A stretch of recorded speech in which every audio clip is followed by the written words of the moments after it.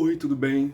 Hoje vamos continuar os estudos de literatura brasileira, das origens aos nossos dias, do José de Nicola, editora Scipione, 1996. Nós estamos no capítulo 10, Simbolismo. Vimos o contexto histórico, características desse período e também começamos a falar assim desta produção literária.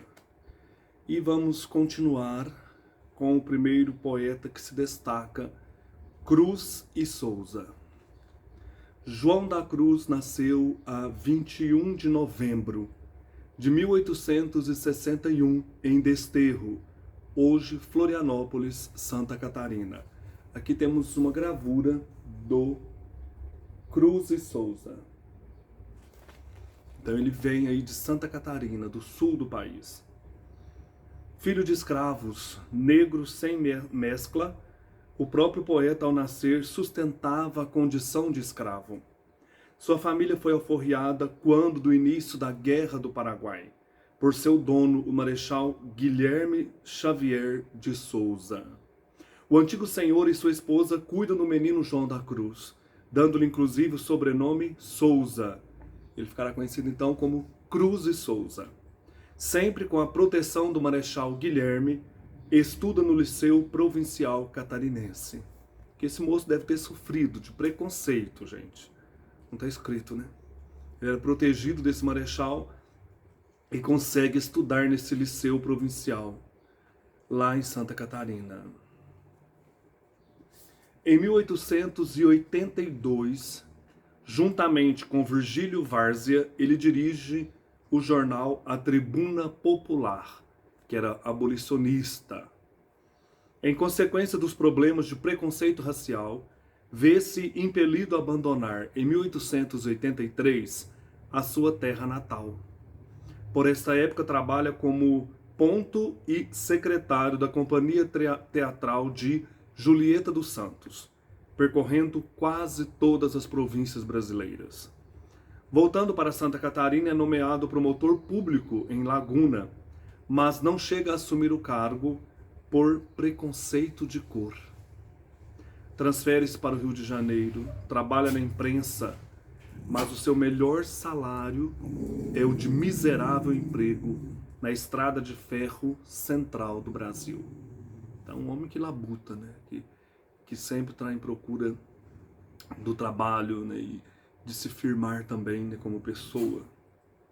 Em 1893, casa-se com Gavita Rosa Gonçalves, também negra. O casal teve 4 filhos, todos prematuramente falecidos. Meu Jesus amado. O de vida mais longa morreu aos 17 anos. Gavita enlouquece, também quem não enlouqueceria, né? Perder todos os filhos assim, e permanece internada durante longo tempo. Morrem o pai e a mãe do poeta. Em 1897, tuberculoso e pobre, procura refúgio na cidade mineira de Sítio, vindo a falecer em 19 de março de 1898. O seu corpo foi transladado de Minas Gerais para o Rio de Janeiro, fora do esquife, num vagão de animais. Isso sempre ficou na minha cabeça. Isso sempre me impressionou. Né? Como que um poeta desses, né, passa por essas coisas tão terríveis. Mas a condição, né? Ele era negro, preconceito, sofrimento. Eu tenho esse livro aqui muito interessante, Literatura Comentada da Nova Cultural, Cruz e Souza. Aqui nós temos novamente a gravura dele, né? Nós temos textos do panorama histórico, da questão do preconceito, a biografia, poeta negro de luminoso rastro, o Cisne Negro, ou Dante Negro, conhecido também assim. Temos cronologia, textos selecionados de Broquéis, do livro Faróis, últimos sonetos, do livro Missal e vários outros textos, né? Textos abolicionistas, características do autor. Então esse livrinho aqui, gente, é muito interessante. Se vocês encontrarem, tem várias literatura comentada, né, de vários autores, Mário de Andrade e assim por diante, né, vários outros que são comentados aí com textos enriquecedores. E eu tenho também esse aqui, Melhores Poemas, do Cruz e Souza. Aqui a seleção é do Flávio Aguiar. Tem algo que é importante que nós falamos na aula de ontem e que é preciso relembrar. O simbolismo como escola começa aqui no Brasil, né, com a publicação desse livro importante do Cruz e Souza, quer dizer, de 2 livros, Missal e Broquéis, que quando a gente estuda a gente pensa que é um livro só, mas são 2. O livro Missal é em prosa e o livro Broquéis é em poesia. E em 1893 publica-se esses 2 livros do Cruz e Souza, Missal e Broquéis, e dá início-se ao simbolismo aqui no nosso país em 1893. Então veja a importância do Cruz e Souza, né? E vai até a escola, a Semana de Arte Moderna, esse período aí simbolista, convivendo com as tendências realistas, com o romance naturalista, com o parnasianismo, com o pré-modernismo. É só na semana de 1922, Semana de Arte Moderna, que vai acabar então essas tendências, e aí nós vamos ter o modernismo. Aqui nesse livro então que eu mostrei, da Global, a seleção aqui do Flávio Aguiar, essa edição 2001, da Edla Van Steen, a direção, nós temos um texto, quer dizer, 2 textos, um biográfico e o outro aqui fala da Secreta Malícia, né? Fala dessa poética do Cruz e Souza, um texto muito interessante, né? Falando assim do seu processo criativo, mas eu queria destacar mais algumas coisas assim da biografia dele, que é impressionante, né? Então, João da Cruz e Souza, depois que ele recebe o Souza, né? Nasce em 24 de novembro de 1861 em Nossa Senhora do Desterro, que era a capital da província de Santa Catarina. Hoje esta cidade se chama Florianópolis, nome dado em homenagem ao Marechal Floriano Peixoto, presidente da República, depois da severa repressão promovida por seu preposto, o coronel Moreira César, quando da chamada Revolução Federalista e da Revolta da Armada de 1893 a 1895. Então nós falamos que esse período aí do começo, do final do século XIX, começo do XX, é cheio dessas revoltas, principalmente no Sul. E aqui a gente encontra essas 2, né, revoltas importantes aqui no Sul e no Rio, e ela se desloca, né, para esse período aí, para esse processo aí do Rio do Sul, e acontece então esse simbolismo no meio de toda essa convulsão política do Brasil. O nome João da Cruz vinha do Santo do Dia, né? Olha que interessante. O místico poeta ibérico San Juan de la Cruz. E é interessante que depois, aqui é 24 de novembro, depois do São João da Cruz passou para 14 de dezembro. Souza era o nome da família de Guilherme Xavier de Souza, coronel e depois marechal de campo, proprietário e a seguir protetor dos pais do poeta, que tinham sido seus escravos.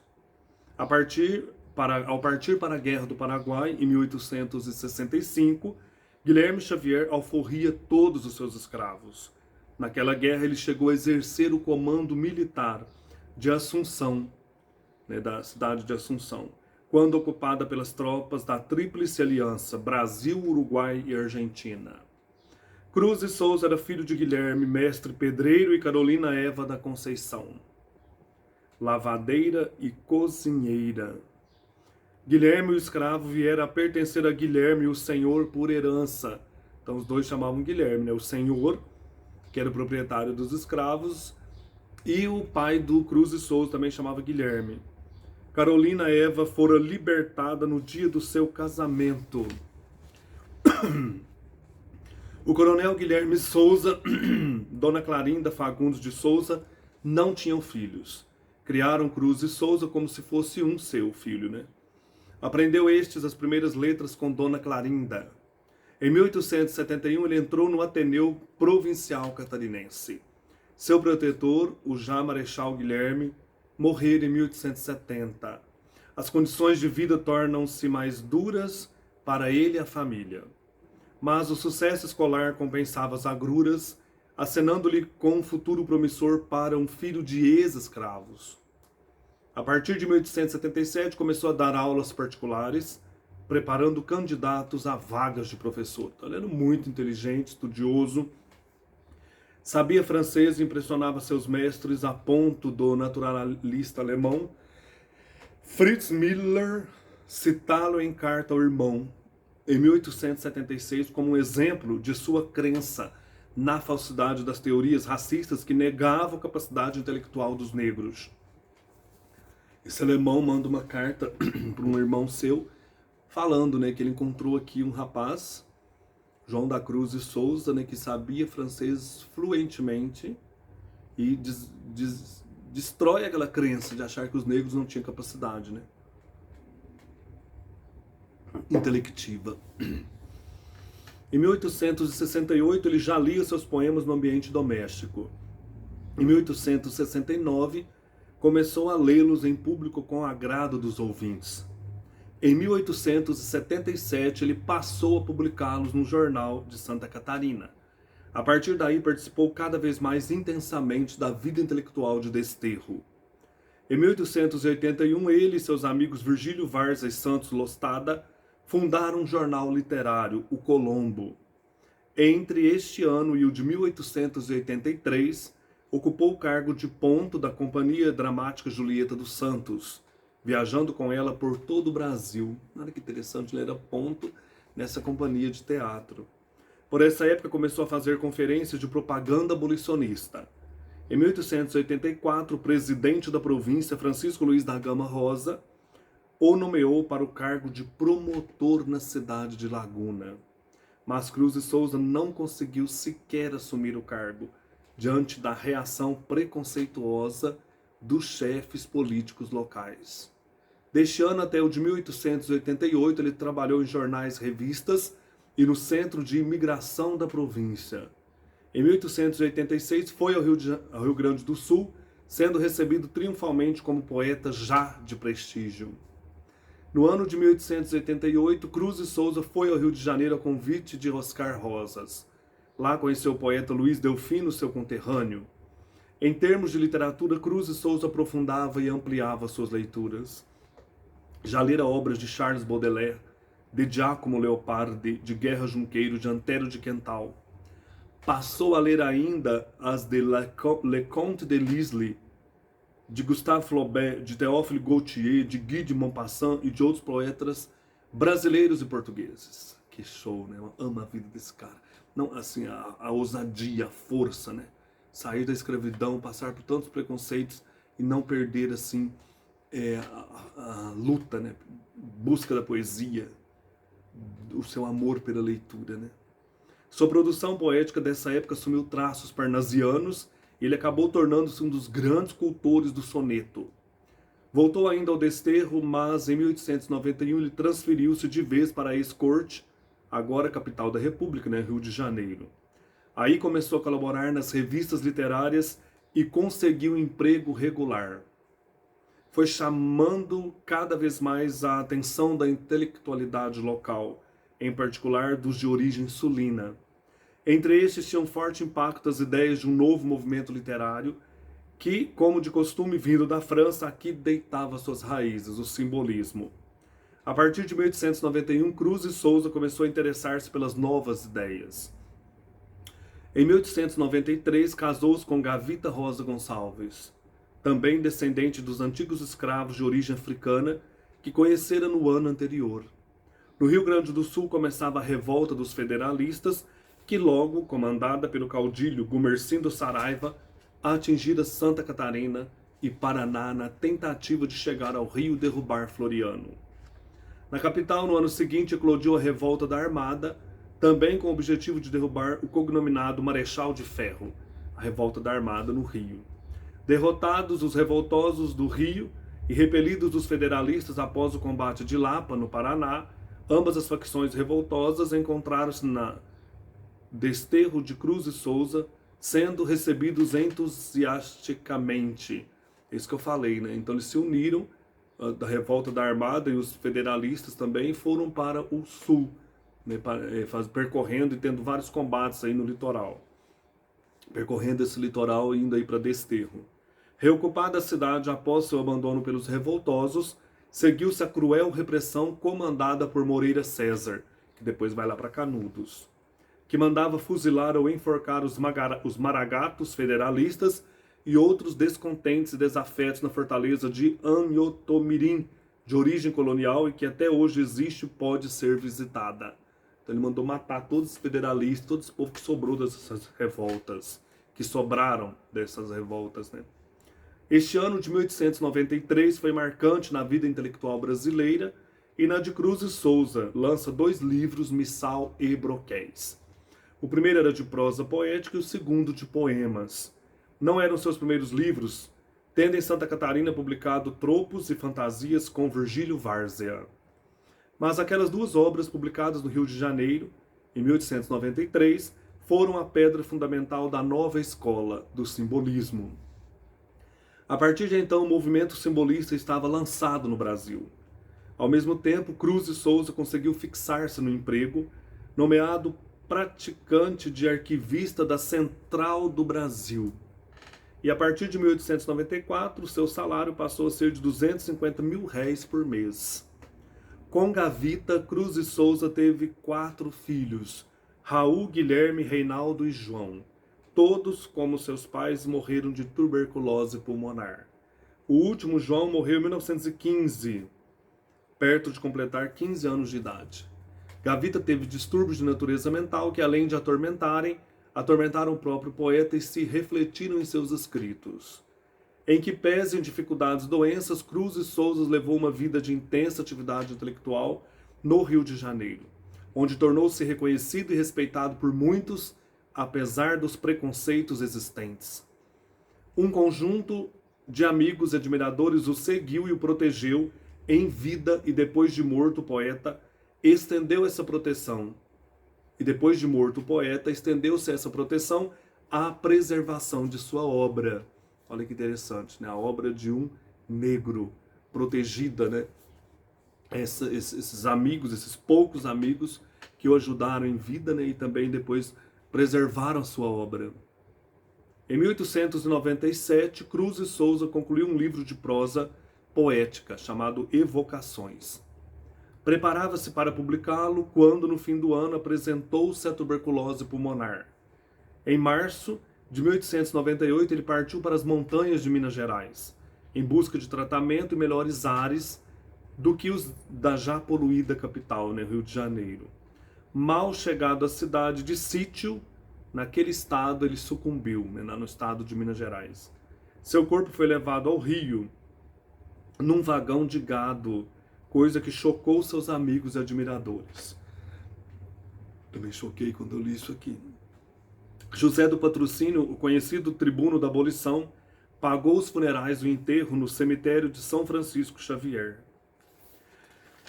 No mesmo ano de 1898, que é o ano da morte do poeta, saiu a público o livro Evocações, em edição financiada por Saturnino de Meireles, seu amigo. 3 anos depois, em 1901, morre Gavita, mulher do poeta. Então, assim, o fim é bem trágico, né? Eles perdem filhos, todos mortos de tuberculose, também o poeta e a mulher.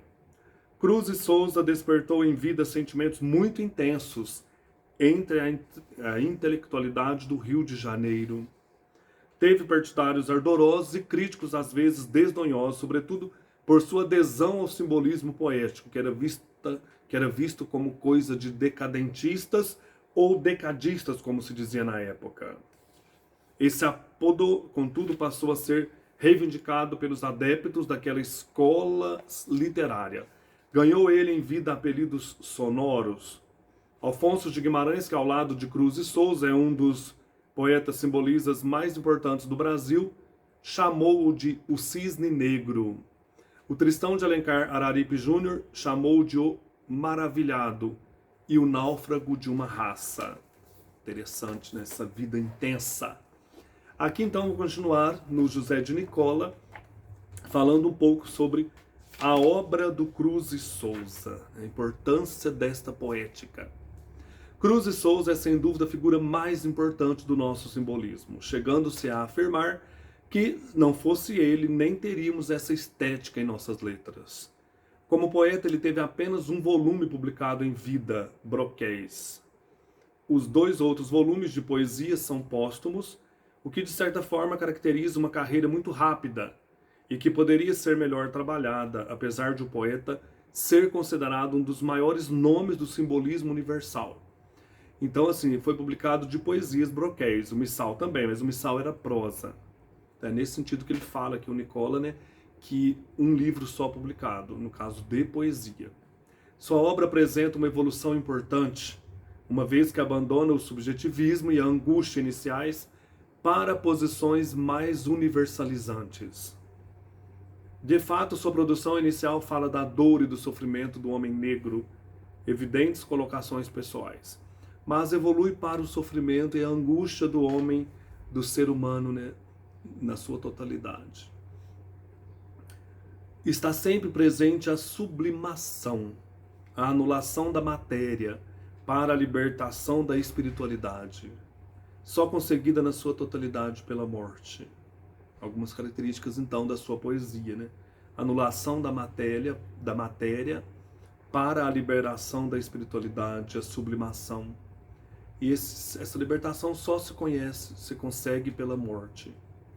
Ao lado disso, percebe-se o uso das maiúsculas, valorizando as ideias de uma angústia sexual profunda, como bem atesta o seguinte soneto. Então eu vou ler o próximo soneto que vai mostrar essa angústia latente nele, né? Grinaldas e véus brancos, véus de neve, véus e grinaldas purificadores, vão as flores carnais, as alvas flores do sentimento delicado e leve, um ar de pudor sereno e breve, de gnotos e de prônubos pudores. Erra nos pulcros virginais brancores, por onde o amor parábolas descreve. Luzes claras e augustas, luzes claras, douram dos templos as sagradas aras, na comunhão das níveas hóstias frias. Quando seios pubentes estremecem, silfos de sonhos de volúpia crescem, ondulantes em formas alvadias. A repetição aqui do fonema V, né, o grinaldas, véus brancos, véus de neve, véus e grinaldas purificadores, vão as flores carnais, as flores alvas do sentimento delicado e leve. Então mostrar essa coisa diáfana, sublimação. Está me incomodando isso que o José de Nicola disse aqui, que ele publicou apenas um livro. Não foi. Aqui o Flávio Aguiar diz que ele já tinha publicado 2 lá no Sul. Então talvez seja uma falta de informação do José de Nicola, mais recente, né, sobre a biografia do Cruz e Souza.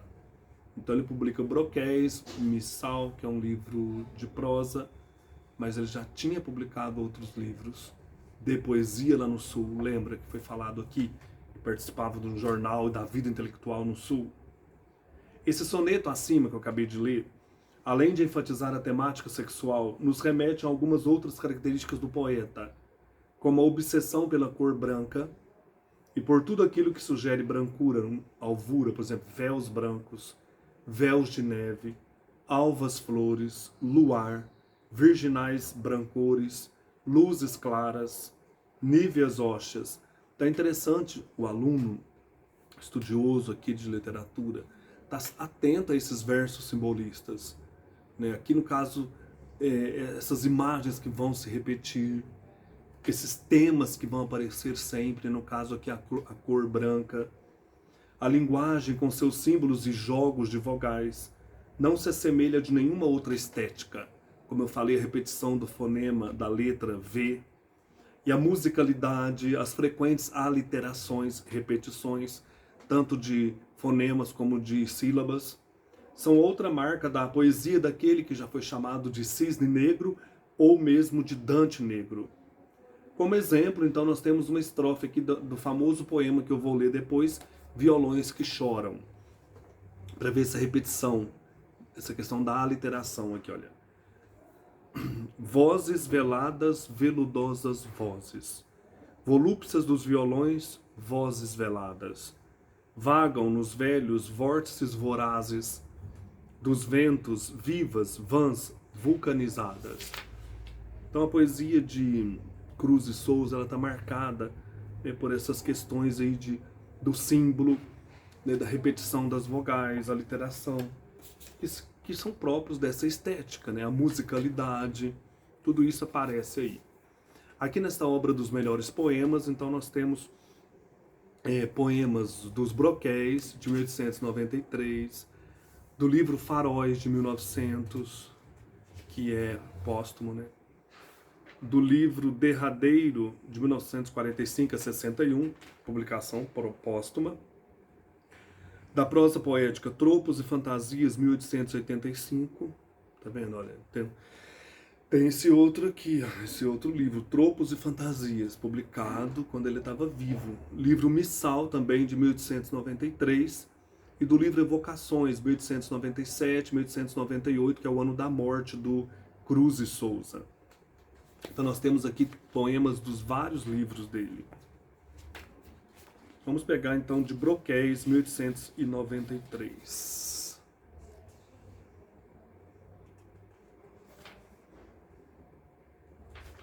Antífona, é o primeiro que está aqui. Ó formas alvas, brancas, formas claras de luares, de neves, de neblinas, ó formas vagas, fluidas, cristalinas, incensos dos turíbulos das aras, formas do amor constelarmente puras, de virgens e de santas vaporosas, brilhos errantes mádidas, frescuras, e dolências de lírios e de rosas, indefiníveis músicas supremas, harmonias da cor e do perfume, horas do ocaso trêmulas extremas, réquiem do sol que a dor da luz assume, resume, visões, salmos e cânticos serenos, surdinas de órgãos flébeis, soluçantes, dormências de volúpicos venenos, sutis e suaves, mórbidos, radiantes, infinitos espíritos dispersos, inefáveis, edênicos, aéreos. Fecundai o mistério destes versos com a chama ideal de todos os mistérios, do sonho às mais azuis diafaneidades, que fuljam, que na estrofe se levantem, e as emoções, todas as castidades da alma do verso, pelos versos cantem. Que o pólen de ouro dos mais finos astros fecunde e inflame a rima clara e ardente, que brilhe a correção dos alabastros sonoramente, luminosamente. Forças originais, essência, graça, de carnes de mulher, delicadezas, todo esse eflúvio que por ondas passa, do éter nas róseas e áureas correntezas. Aqui, gente, tem, nesse antífona, várias palavras em maiúscula. A palavra formas, amor, virgens, cor, perfume. Então esse uso dessas letras maiúsculas para falar desses símbolos, né? Formas, cor, virgem, são símbolos também. O título aqui desse poema que eu acabei de ler do livro Broquéis, por exemplo, antífona, é um versículo recitado ou cantado, antes ou depois de um salmo. No caso, é a poesia que abre o livro Broquéis, transformando-se numa espécie de síntese da obra do poeta, né? Então essa antífona, esse poema que abre o livro Broquéis, de 1893, ele vai se tornar como que uma antífona, uma síntese da obra do poeta. Ó formas brancas, formas claras de luares, de neves, de neblinas, ó formas vagas, fluidas, cristalinas, incensos dos turíbulos das aras. Aras aqui é o altar, turíbulo do altar. Turíbulo é um vaso, né, onde se queima incenso. Nas celebrações a gente usa muito isso. formas do amor constelarmente puras, de virgens e santas vaporosas, brilhos errantes, mádidas frescuras. Mádida é uma coisa molhada pelo orvalho, orvalhadas frescuras, né? Mádidas frescuras, e dolências de lírios e de rosas, dolência é mágoa, lástima, lamento, dor, dolências. Indefiníveis músicas supremas, harmonias da cor e do perfume. Horas do ocaso, trêmulas, extremas. Réquiem do sol, que a dor da luz resume. Réquiem é um descanso, um repouso. A encomendação de um morto, parte do ofício fúnebre. Réquiem do sol, é a hora do sol morrer, né? Visões, salmos e cânticos serenos, surdinas de órgãos, flébeis, soluçantes.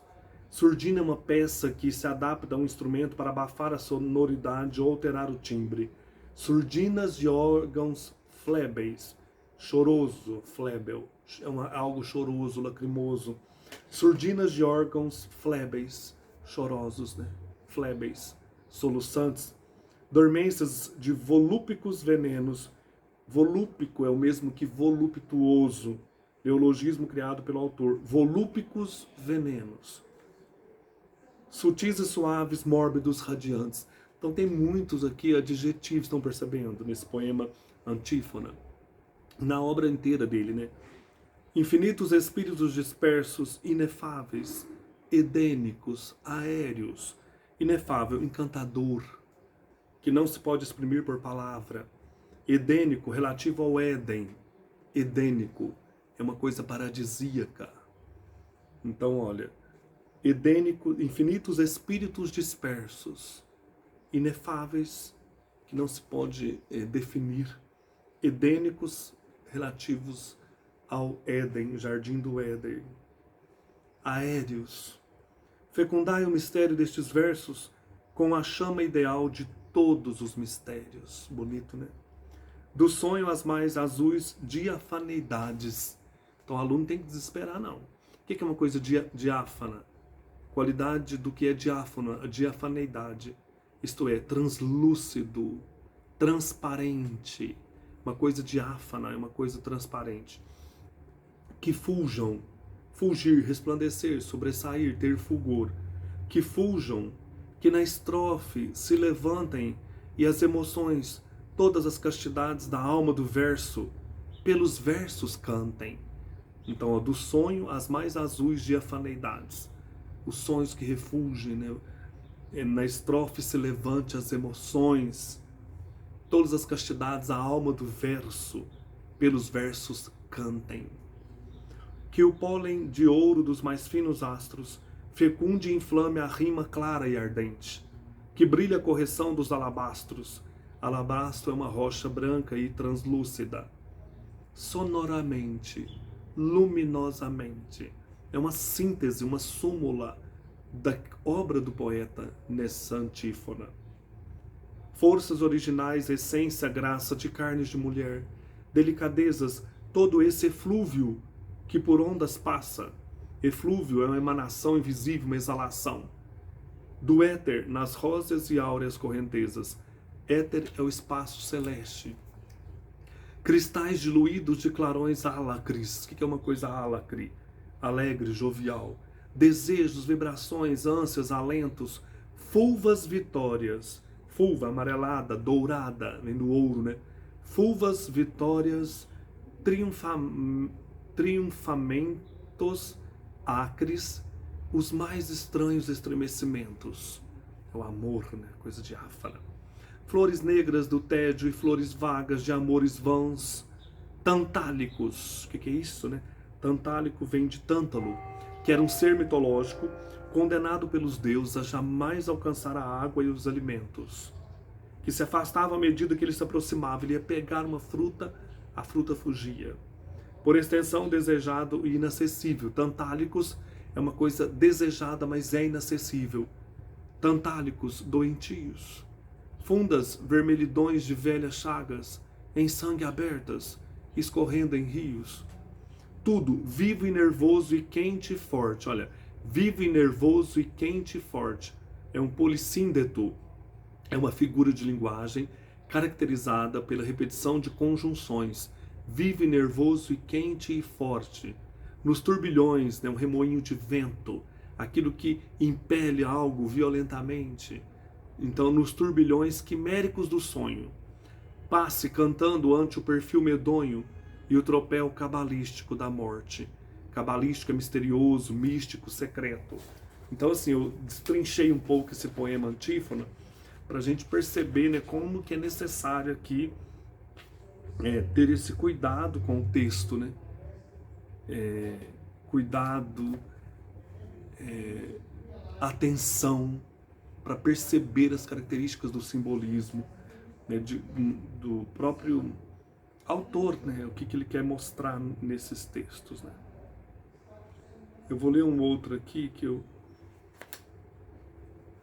vou ler mais um do livro Broquéis.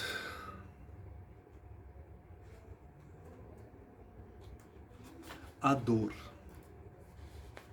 Torva Babel das lágrimas, dos gritos, dos soluços, dos ais, dos longos brados, a dor galgou os mundos ignorados, os mais remotos, vagos, infinitos.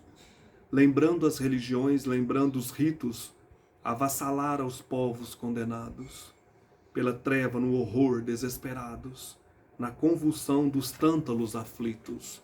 Então ele gosta muito dessa figura do tântalo, esse ser mitológico condenado a passar fome e a nunca alcançar o alimento desejado.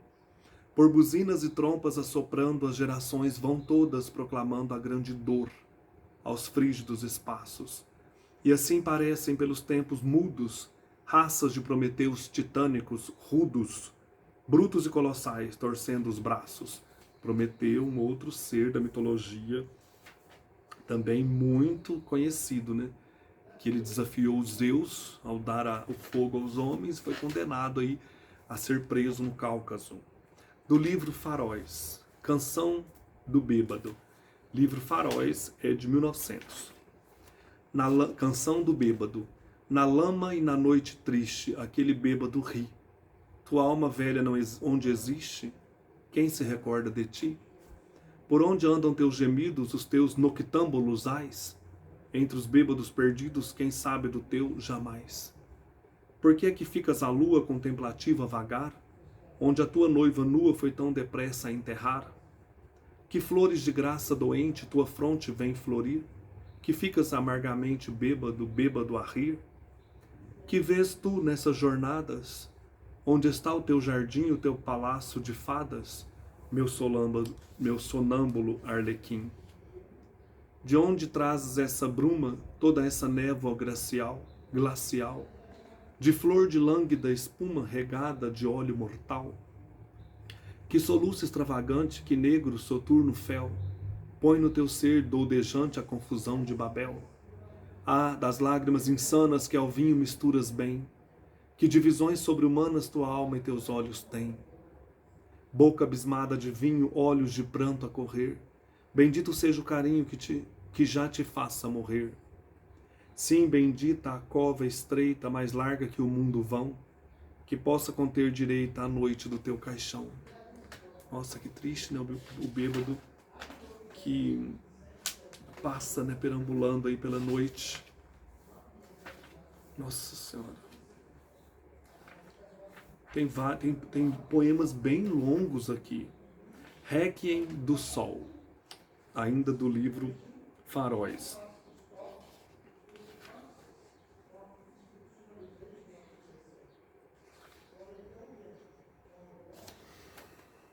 Águia triste do tédio, sol cansado, velho guerreiro das batalhas fortes, das ilusões as trêmulas coortes, buscam a luz do teu clarão magoado.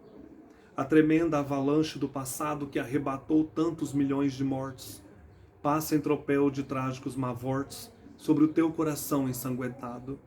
Do alto domina as vastidões supremas, águia do tédio presa nas algemas, da legenda imortal que tudo engelha. Mas lá na eternidade de onde habitas vagam finas tristezas infinitas, todo o mistério da beleza velha. O poema Violões que Choram, que é um dos mais conhecidos, está no livro Faróis, que é de 1900, publicação. Eu vou ler para vocês esse poema que eu amo. É o seguinte aqui do Requiem do Sol. Maravilhoso. Aqui nós vamos ter também várias características simbolistas, né? Repetição de fonemas, musicalidade, descrição, né, desse objeto aqui. Não descrição, né? É o símbolo do violão. É mais do que descrição, é mais lá para outra estética parnasiana. Aqui é mais os sentimentos, os símbolos que essas emoções que os objetos transmitem. Violões que choram. Ah, plangentes violões, dormentes, mornos, soluços ao luar, choros ao vento, tristes perfis os mais vagos contornos, bocas murmurejantes de lamento. Noites de além remotas que eu recordo, noites da solidão, noites remotas, que nos azuis da fantasia bordo, vou constelando de visões ignotas. Sutis palpitações à luz da lua, anseio dos momentos mais saudosos, quando lá choram na deserta rua as cordas vivas dos violões chorosos. Quando os sons dos violões vão soluçando, quando os sons dos violões nas cordas gemem, e vão dilacerando e deliciando, rasgando as almas que nas sombras tremem. Harmonias que pungem, que laceram, dedos nervosos e ágeis que percorrem cordas e um mundo de dolências geram, gemidos, prantos que no espaço morrem, e sons soturnos, suspiradas mágoas, mágoas amargas e melancolias, no sussurro monótono das águas, noturnamente entre ramagens frias. Vozes veladas, veludosas vozes, volúpcias dos violões, vozes veladas, vagam nos velhos vórtices velozes dos ventos, vivas, vãs, vulcanizadas. Tudo nas cordas dos violões ecoa e vibra e se contorce no ar, convulso. Tudo na noite, tudo clama e voa sob a febril agitação de um pulso. Que esses violões nevoentos e tristonhos são ilhas de degredo atroz, funéreo, para onde vão, fatigadas do sonho, almas que se abismaram no mistério. Sons perdidos, nostálgicos, secretos, finas, diluídas, vaporosas brumas, longo desolamento dos inquietos navios a vagar à flor das espumas. Ó languidez, languidez infinita, nebulosas de sons e de queixumes, vibrado coração de ânsia esquisita e de gritos felinos de ciúmes. Que encantos acres nos vadios rotos, quando em toscos violões por lentas horas vibram, com a graça virgem dos garotos, um concerto de lágrimas sonoras. Quando uma voz em trêmulos incerta, palpitando no espaço ondula, ondeia e o canto sobe para a flor deserta, soturna e singular da lua cheia. Quando as estrelas mágicas florescem e no silêncio astral da imensidade, por lagos encantados adormecem as pálidas ninféias da saudade. Como me embala toda essa pungência, essas lacerações, como me embalam. Como abrem asas brancas de clemência as harmonias dos violões que falam. Que graça ideal amargamente triste, nos lânguidos bordões plangendo passa. Quanta melancolia de anjo existe nas visões melodiosas dessa graça. Que céu, que inferno, que profundo inferno, que ouros, que azuis, que lágrimas, que risos. Quanto magoado sentimento eterno nesses ritmos trêmulos e indecisos. Que anelos sexuais de monjas belas nas siliciadas carnes tentadoras, vagando no recôndito das celas, por entre as ânsias dilaceradoras. Quanta plebeia castidade obscura vegetando e morrendo sobre a lama, proliferando sobre a lama impura, como em perpétuos turbilhões de chama. Que procissão sinistra de caveiras de espectros pelas sombras mortas, mudas. Que montanhas de dor, que cordilheiras de agonias aspérrimas e agudas. Véus neblinosos, longos véus de viúvas, enclausuradas nos ferais desterros, errando aos sóis, aos vendavais e às chuvas, sob abóbadas lúgubres de enterros. Velhinhas quedas e velhinhos quedos, cegas, cegos, velhinhas e velhinhos, sepulcros vivos de senis segredos, eternamente a caminhar sozinhos. E na expressão de quem se vai sorrindo, com as mãos bem juntas e com os pés bem juntos, e um lenço preto, queixo comprimindo, passam todos os lívidos defuntos. E como que há histéricos espasmos na mão que esses violões agita, largos, e o som sombrio efeito de sarcasmos e de sonambulismos e letargos. Fantasmas de galés de anos profundos, na prisão celular atormentados, sentindo nos violões os velhos mundos da lembrança fiel de áureos passados. Meigos perfis de tísicos doentes que eu vi, dolentes, que eu vi dentre os violões errar gemendo, prostituídos de outrora nas serpentes dos vícios infernais, desfalecendo. Tipos intonsos, esgrouviados, tortos, das luas tardas sob o beijo níveo, para os enterros dos seus sonhos mortos nas queixas dos violões, buscando alívio. Corpos frágeis, quebrados, doloridos, frouxos, dormentes, adormidos, langues, na degenerescência dos vencidos, de toda a geração, todos os sangues. Marinheiros que o mar tornou mais fortes, como que feitos de um poder extremo para vencer a convulsão das mortes, dos temporais o temporal supremo.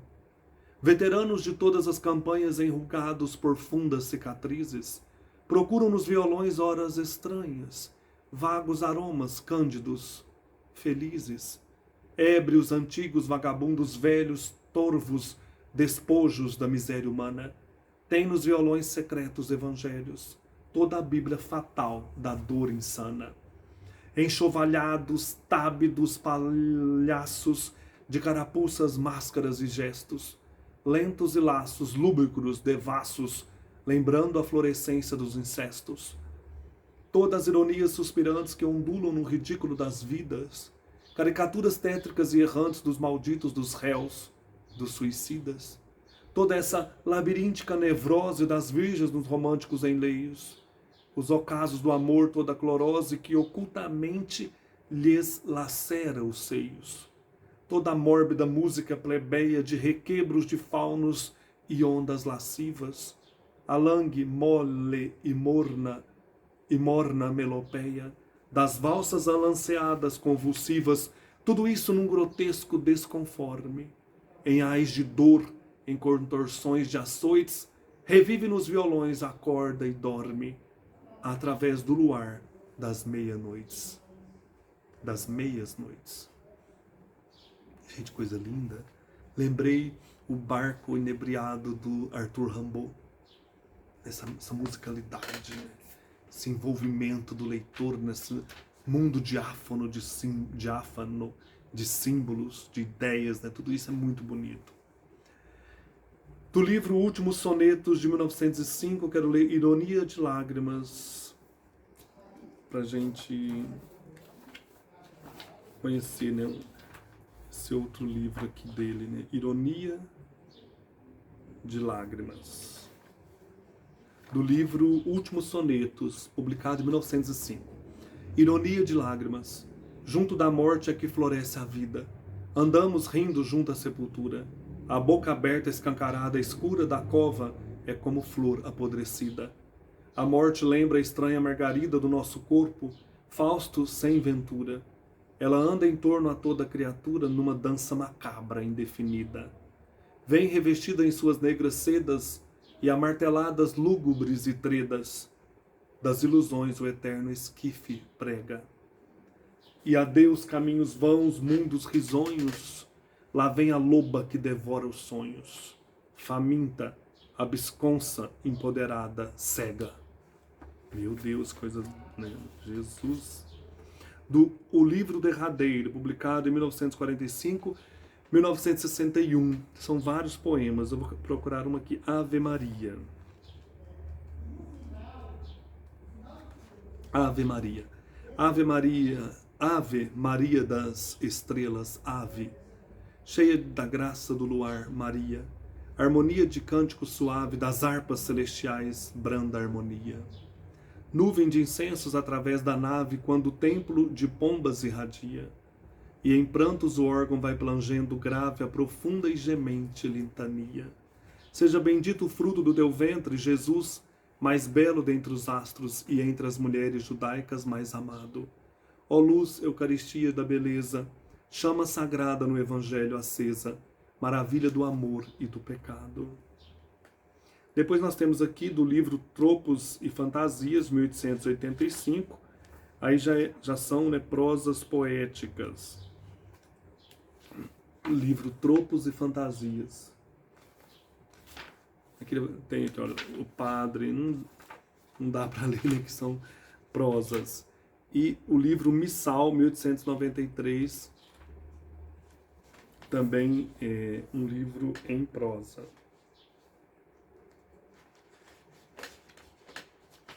Ocaso no Mar, então é prosa poética, eu vou ler esse. Ocaso no Mar. Num fulgor douro velho, o sol tranquilamente desce para o ocaso, no limite extremo do mar, d'águas calmas, serenas, de um espelho verde pesado, glauco num tom de bronze. No céu de um desmaiado azul ainda claro há uma doce suavidade, astral e religiosa. As derradeiras cintilações doiradas do nobre astro do dia, os navios, com o maravilhoso aspecto das mastreações, na quietação das ondas, parecem estar em êxtase na tarde. Num esmalte de gravura, os mastros com as vergas altas, lembrando na distância esguios caracteres de música, pautam o fundo do horizonte límpido. Os navios assim armados com a mastreação, as vergas dispostas por essa forma, estão como que a fazer-se de vela, prontos a arrancar do porto. Um ritmo indefinível como a errante etereal expressão das forças originais e virgens, inefavelmente desce na tarde que finda, por entre a nitidez já indecisa dos mastros. Em pouco as sombras densas envolvem gradativamente o horizonte em torno, a vastidão das vagas. Começa então no alto e profundo firmamento silencioso o brilho frio e fino aristocrático das estrelas. Surgindo através de tufos escuros de folhagem, além, nos cimos montanhosos, uma lua amarela, de face chata de chim, verte um óleo luminoso e dormente em toda a amplidão da paisagem. Então são descrições bem poéticas, né? Por isso prosa poética. E a última antologia, que o último grupo de textos é do livro Evocações, 1897-1898. Então, também prosa poética. Eu vou ler esse aqui, olha. Dor Negra. E como os areais eternos sentissem fome e sentissem sede de flagelar, devorando com as suas 1000 bocas tórridas todas as raças da maldição e do esquecimento infinito, lembraram-se então simbolicamente da África, que é um texto também abolicionista, né? Sanguinolento e negro, de lavas e de trevas, de torturas e de lágrimas, como o estandarte mítico do inferno, de signo de brasão de fogo e de signo de abutre de ferro, que existir é esse que as pedras rejeitam e pelo qual até mesmo as próprias estrelas choram em vão milenariamente? Que as estrelas e as pedras horrivelmente mudas, impassíveis, já sem dúvida, que por milênios se sensibilizaram diante de tua dor inconcebível, dor que de tanto ser dor perdeu já a visão, o entendimento de o ser, tomou de certo outra ignota sensação da dor, como um cego ingênito que de tanto e tanto abismo ter de cego, sente e vê na dor uma outra compreensão da dor e olha e palpa, tateia um outro mundo de outra mais original, mais nova dor. O que canta Requiem eterno e soluça e ulula, Grita e ri risadas bufas e mortais no teu sangue. Cálice sinistro dos calvários de teu corpo é a miséria humana, acorrentando-te a grilhões e metendo-te ferros em brasa pelo ventre, esmagando-te com o duro coturno egoístico das civilizações. E no nome falso e mascarado de uma ridícula e rota liberdade, e metendo-te ferro em brasa pela boca e metendo-te ferros em brasa pelos olhos, e dançando e saltando macabramente sobre o lodo ardiloso dos cemitérios do teu sonho. 3 vezes sepultada, errada 3 vezes, enterrada 3 vezes, na espécie, na barbaria e no deserto, devorada pelo incêndio solar como por ardente lepra sidérea, és a alma negra dos supremos gemidos, o nirvana negro, o rio grosso e torvo de todos os desesperados suspiros, o fantasma gigantesco e noturno da desolação, a cordilheira monstruosa dos ais, múmia das múmias mortas, cristalização de esfinges agrilhetada na raça e no mundo para sofrer sem piedade, a agonia de uma dor sobre-humana, tão venenosa e formidável, que só ela bastaria para fazer enegrecer o sol, fundido convulsamente e espasmodicamente a lua na cópula tremenda dos eclipses da morte. A hora em que os estranhos corcéis colossais da destruição, da devastação, pelo infinito galopam, colossais, colossais, colossais.